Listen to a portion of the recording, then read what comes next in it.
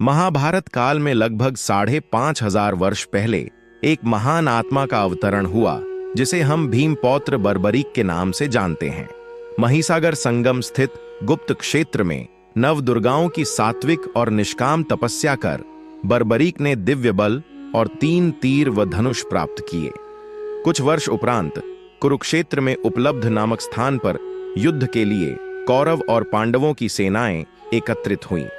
युद्ध का शंखनाद होने ही वाला था कि यह वृतांत बर्बरीक को ज्ञात हुआ और उन्होंने माता का आशीर्वाद ले युद्ध भूमि की तरफ प्रस्थान किया। उनका इरादा था कि युद्ध में जो भी हारेगा उसकी सहायता करूंगा। भगवान श्री कृष्ण को जब यह वृतांत ज्ञात हुआ तो उन्होंने सोचा कि ऐसी स्थिति में युद्ध कभी समाप्त नहीं होने वाला। अतः उन्होंने ब्राह्मण का वेश धारण कर बर्बरीक का मार्ग रोककर उनसे पूछा कि आप कहां प्रस्थान कर रहे हैं। बर्बरीक ने अपना ध्येय बताया कि वह कुरुक्षेत्र जाकर अपना कर्तव्य निर्वाह करेंगे और इस पर ब्राह्मण रूप में श्री कृष्ण ने उन्हें अपना कौशल दिखाने को कहा। बर्बरीक ने एक ही तीर से पेड़ के सभी पत्तों को भेद दिया सिवाय एक पत्ते के जो श्री कृष्ण ने अपने पैरों के नीचे दबा दिया था। बर्बरीक ने ब्राह्मण रूपी श्री कृष्ण से प्रार्थना की कि वह अपना पैर पत्ते के ऊपर से हटाए, वरन आपका पैर घायल हो सकता है। श्री कृष्ण ने अपना पैर हटा लिया व बर्बरीक से एक वरदान मांगा। बर्बरीक ने कहा, हे यजमान, आप जो चाहे मांग सकते हैं, मैं वचन का पूर्ण पालन करूंगा। ब्राह्मण रूपी श्री कृष्ण ने शीश दान मांगा। यह सुनकर बर्बरीक तनिक भी विचलित नहीं हुए, परंतु उन्होंने श्री कृष्ण को अपने वास्तविक रूप में दर्शन देने की बात की, क्योंकि कोई भी साधारण व्यक्ति यह दान नहीं मांग सकता।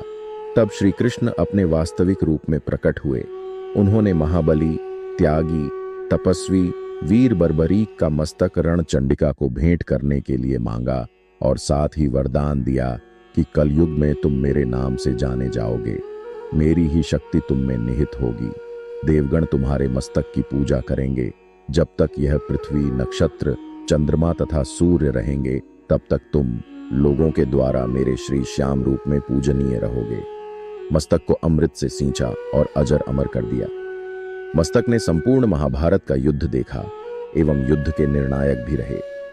युद्ध के बाद महाबली बर्बरीक कृष्ण से आशीर्वाद लेकर अंतर्ध्यान हो गए। बहुत समय बाद कलयुग का प्रसार बढ़ते ही भगवान श्याम के वरदान से भक्तों का उद्धार करने के लिए वह खाटू में चमत्कारी रूप से प्रकट हुए। एक गाय घर जाते समय रास्ते में एक स्थान पर खड़ी होकर चारों थनों से दूध की धाराएं बहाती थीं। जब ग्वाले ने यह दृश्य देखा तो सारा वृत्तांत भक्त नरेश खंडेला के राजा को सुनाया। राजा भगवान का स्मरण कर भाव विभोर हो गया।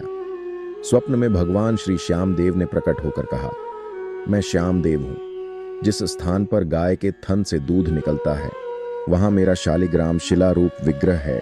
खुदाई करके विधि विधान से प्रतिष्ठित करवा दो। मेरे इस शिला विग्रह को पूजने जो खाटू आएंगे उनका सब प्रकार से कल्याण होगा।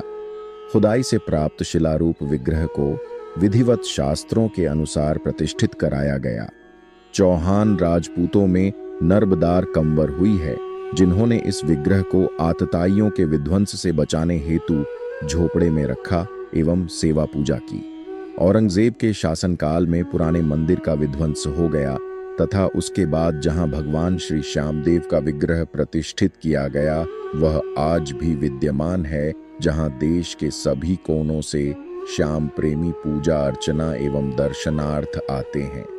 अब नर्मदा कंवर के खानदान के ही चौहान राजपूत पुजारी हैं। जय श्री श्याम।